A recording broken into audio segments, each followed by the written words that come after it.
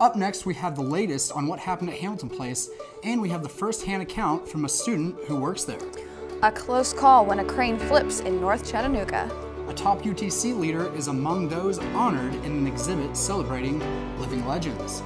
I'm Heidi Brightman. And I'm Carlton Spicer-Smith. Your news starts now.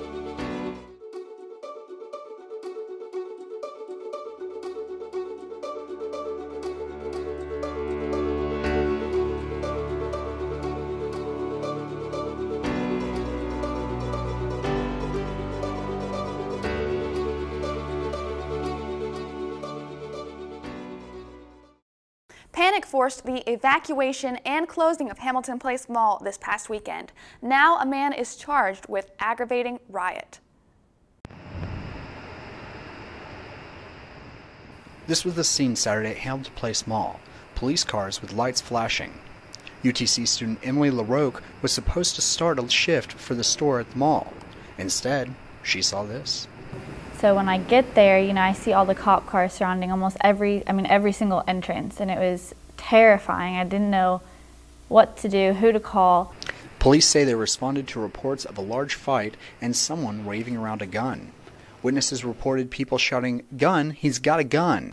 Police say people panicked and ran from the mall, and Hamilton Place closed for the night.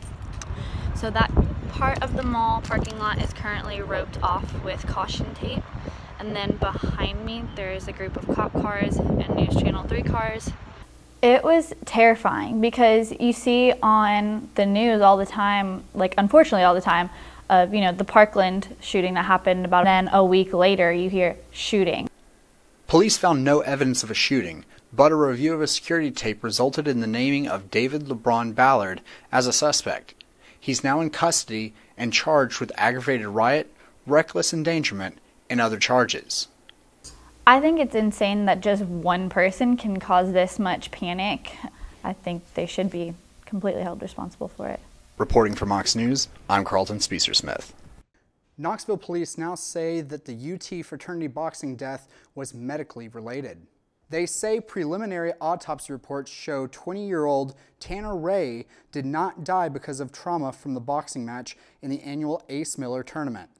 Ray was walking to his corner between the second and third round when he collapsed. He later died at a local hospital. Well, this week we have reporters in the field with live coverage. So we're going to toss it now to Shane Perry. Traffic is once again flowing here on Barton Avenue, but Friday, that was a different story. You could see the damage in North Chattanooga. A tree trimming company was cutting up a large tree in between two houses. Workers were using a crane to remove a log from one side of the house to the other. Instead, the crane tipped over, damaging two homes. Fortunately, no one was hurt. Officers detoured traffic from Carroll Lane to Mississippi, while two other cranes were brought in to remove the flipped crane. EPB turned off power in the area while the operation was underway. Tarps were placed on the roofs of the two houses, and traffic reopened on Barton Avenue. As you can see, both of the houses have been condemned because of the structural damage taken to them by the crane. From North Chattanooga, I'm Shane Perry with Mocs News. I'm Christina Jennings. We're here at Bessie Smith Hall to tell you about the new exhibit that honors African American leaders at UTC. It's based on the movie Night at the Museum. Here's the story.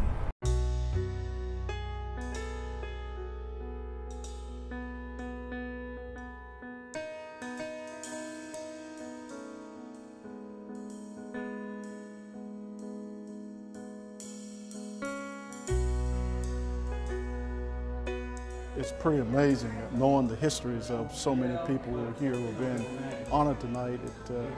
It helps you to kind of put your own life into focus because there's some pretty special people in this room.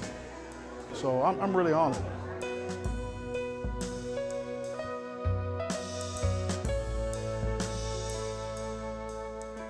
I have served this community probably for over 40 years in some capacity. 32 years at the university, and then I worked with the city of Chattanooga for about 8 years. But it's all been public service at the end of the day.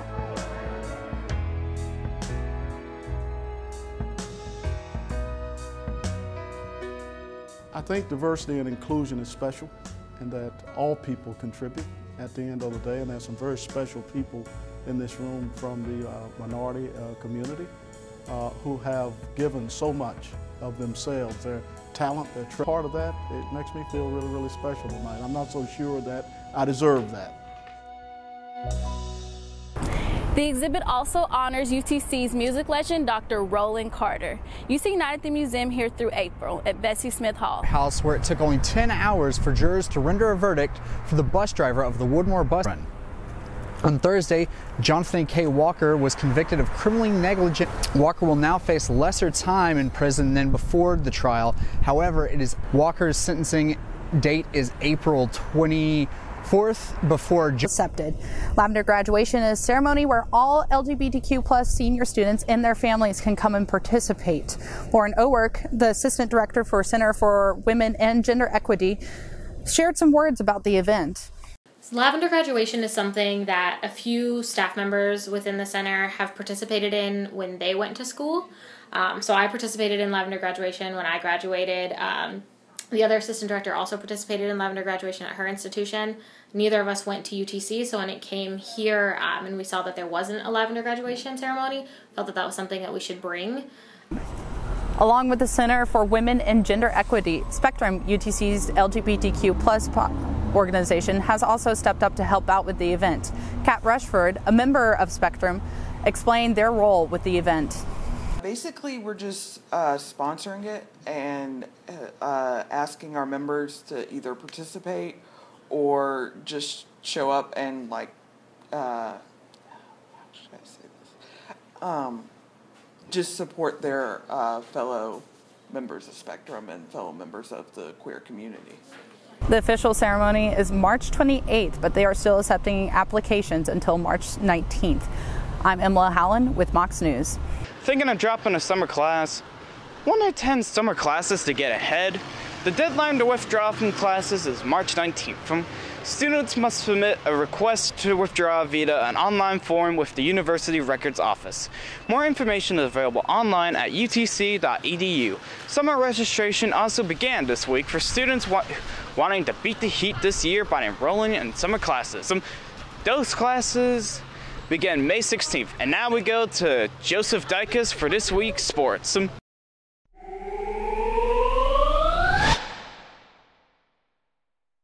Thank you, I'm Joseph Dicus, and we're here at McCullen Gym where the Chattanooga women's basketball team is having one final practice before they head on to Asheville to take part in the SoCon tournament.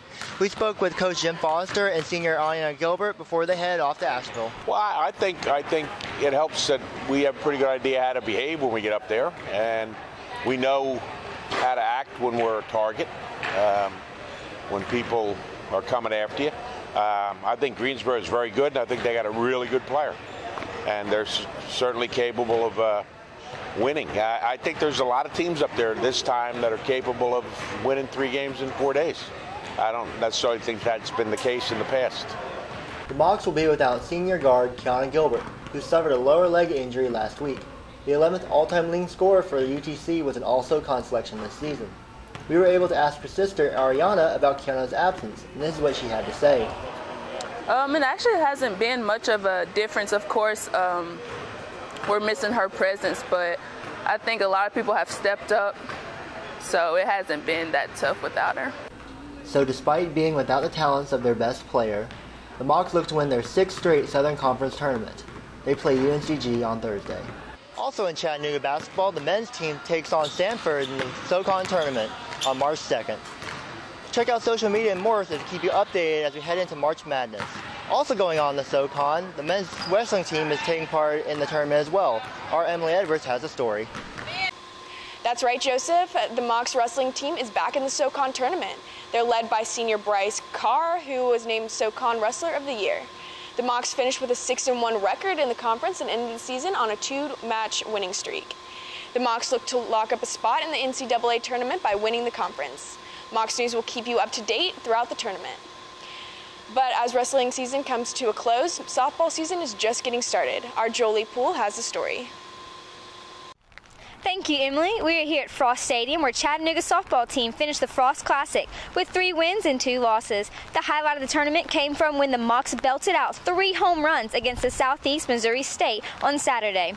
They got a come-from-behind win from a walk-off grand slam from senior Ashley Connor. The Mocs are now at a 7-7 overall and have a lot more season left to play. Check out the coverage online and in our weekly broadcast. Another team building in the preseason is Chattanooga football. The countdown of football season has begun, and our Abby Walker has more on spring training. Thank you, Jolie. That is right. Football is in the air here again at UTC as the Mocs have started their annual spring practices. They are not letting this rain put a damper on their preseason. The Mocs got the ball rolling this past Saturday with 14 scheduled practice sessions, including the spring showcase held at Finley Stadium March 24th. The Mocs are looking to bounce back from the tough season in which they posted a 3-8 record under coach Tom Arth in his debut season as the Mocs head coach. Despite their record, the Mocs had the top defense in the Southern Conference last season and will return 17 starters this year. You can catch the Mocs opening game August 30th versus Tennessee Tech at 7 p.m. I'm Abby Walker reporting from Scrappy Moore Field. That'll do it for this edition of sports. Thank you, guys. The Iowa nominations are now open for women students who show excellent leadership skills in social justice and gender equality. The deadline to apply is March 5th, and award recipients will be invited to the Blue and Gold ceremony on April 18th to receive a blue and gold label pin. I'm Alyssa White with Mocs News. Back to you guys. Sunday, WWE smashes into the McKenzie Arena. Sunday, April 22nd at 5 p.m., WWE Live will be here at the McKenzie Arena. AJ Styles, Kevin Owens, Sami Zayn, and many more will be here to battle, rumble, and shake it to take home the belt. Tickets are available tomorrow and start off at $30. Well, that's it for this week's edition of Mocs News. You can continue with us at mocsnews.com. And while you're there, don't forget to go to our Facebook, Twitter, Instagram, and YouTube page and give us a like, subscribe, whatnot. But we'll see you next week. And for all of us here at Mocs News, have a good week.